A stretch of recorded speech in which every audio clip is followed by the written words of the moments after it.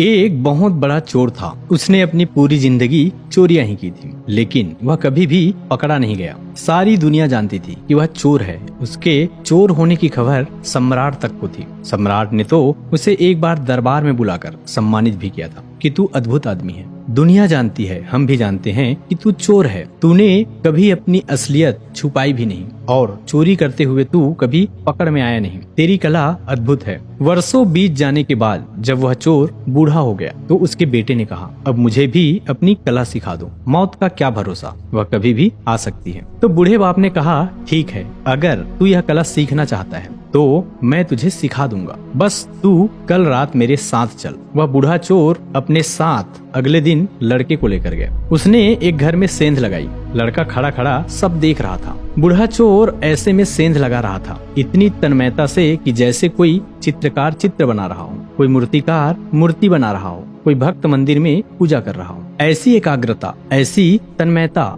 ऐसा लीन कि जैसे इससे कम में काम ही नहीं चलेगा। वह मास्टर चोर था। वह कोई साधारण चोर नहीं था, बल्कि सैकड़ों चोरों का गुरु था। लड़का खड़ा खड़ा कांप रहा था। ठंड का मौसम नहीं था, लेकिन अपने डर के मारे उसे कपकपी छूट रही। वह चारों तरफ चौंक चौंक कर देख रहा था, लेकिन बाप अपने काम में मग्न था। उसने एक बार भी आंख उठाकर इधर उधर नहीं देखा। जब चोरी की सेंध तैयार हो गई तो बाप बेटे को लेकर अंदर गया। बेटे के तो हाथ पैर कांप रहे थे, सांस फूल रही थी। ऐसी घबराहट उसे आज से पहले कभी नहीं हुई थी। लेकिन बाप तो ऐसे चल रहा था जैसे यह उसका अपना घर हो। वह बेटे को लेकर अंदर गया। उसने कई दरवाजों के ताले तोड़े। फिर उसने कपड़े की एक बहुत बड़ी अलमारी का ताला तोड़ा और बेटे से कहा, तू इसके अंदर जा। बेटा अलमारी के अंदर गया। अंदर हीरे जवाहरात जड़ित बेशकीमती वस्त्र थे। जैसे ही बेटा अलमारी के अंदर गया, बाप ने अलमारी का ताला लगाकर चाबी अपने जेब में रख ली। लड़का अंदर में फंस गया। पर बाप कमरे से बाहर गया और दरवाजे के पास जाकर जोर जोर से चिल्लाया, चोर चोर, और सेंध से निकलकर अपने घर चला गया। घर के सभी लोग जाग गए, पड़ोसी भी जाग गए। अलमारी में बंद लड़के ने तो अपना सिर पीट लिया कि यह क्या सिखाना हुआ। मारे गए। बाप ने तो निकलने का कोई उपाय ही नहीं छोड़ा। ताला लगा दिया और चाबी भी साथ ले गया। पूरे घर में लोग घूम रहे थे। सेंध लग गई थी और लोग पैरों के निशान देख रहे थे। नौकरानी ढूंढते हुए उस जगह पर आई जहां अलमारी में चोर बंद था। लड़के को कुछ भी नहीं सूझ रहा था कि क्या करे। बुद्धि बिल्कुल बेकार हो गई थी। लेकिन जहां बुद्धि बेकार हो जाती है वहां भीतर की आंतरिक चेतना जागती है। अचानक जैसे किसी ऊर्जा ने उसको पकड़ लिया और उसने इस तरह आवाज निकाली जैसे कोई चूहा कपड़े को कुतर रहा हो। ऐसा उसने अपनी जिंदगी में पहले कभी नहीं किया था। उसे खुद भी अपने पर हैरानी हुई। नौकरानी चाबी ढूंढ कर लाई, दरवाजा खोला और दिया लेकर अंदर झांका कि शायद चूहा होगा। लेकिन जैसे ही नौकरानी ने दिया लेकर अंदर झांका, उसने फूंक मारकर दिया बुझाया और नौकरानी को धक्का देकर वहां से भागा। जब वह सेंध से निकला तो उसे देखकर आदमी उसके पीछे भागे। बड़ा शोर शराबा मच गया। आसपास के सभी लोग इकट्ठे हो गए।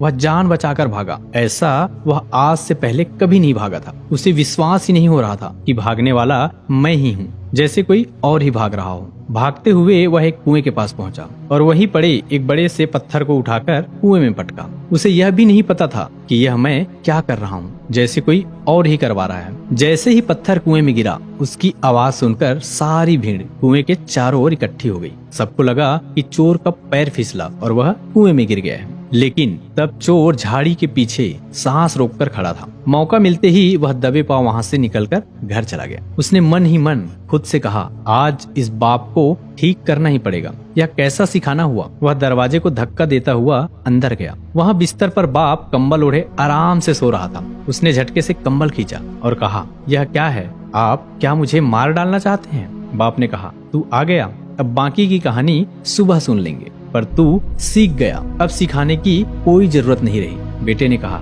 अरे कुछ तो कहो, अरे कुछ तो पूछो मेरा हाल, क्योंकि अब मैं रात भर सो न पाऊंगा। फिर बेटे ने सारी कहानी सुनाई कि मेरे साथ ऐसा ऐसा हुआ। तो बाप ने हंसकर कहा कि बस तुझे कला आ गई। यह कला सिखाई नहीं जा सकती, लेकिन आखिर तू मेरा ही बेटा है, मेरा ही खून तेरी रगों में दौड़ता है। बस अब काम हो गया। तुझे चोरी की कला का राज मिल गया, क्योंकि चोर अगर बुद्धि से चलेगा तो फंसेगा। वहाँ तो बुद्धि छोड़ देनी पड़ती है, क्योंकि हर घड़ी हर बार नए लोगों के यहाँ चोरी करनी है। हर मकान नए ढंग का है, पुराना अनुभव कुछ काम नहीं आता। वहाँ तो बुद्धि से चले कि परेशानी में पड़ जाओगे। वहाँ तो हर पल जागरूक रहना पड़ता है, सजग रहना पड़ता है। वहाँ तो अंतः चेतना से चलना पड़ता है। दोस्तों, ओशो अपने एक प्रवचन में इस कहानी का उल्लेख करते हैं। वह कहते हैं कि ध्यान की कला भी चोरी जैसी ही है। वहाँ बस होश चाहिए। जब बुद्धि अलग हो जाती है तो सजगता आ जाती है, और जहाँ सजगता आ जाती है वहाँ तुम जाग जाते हो, और जहाँ तुम जाग जाते हो वहाँ विचार अपने आप खत्म हो जाते हैं।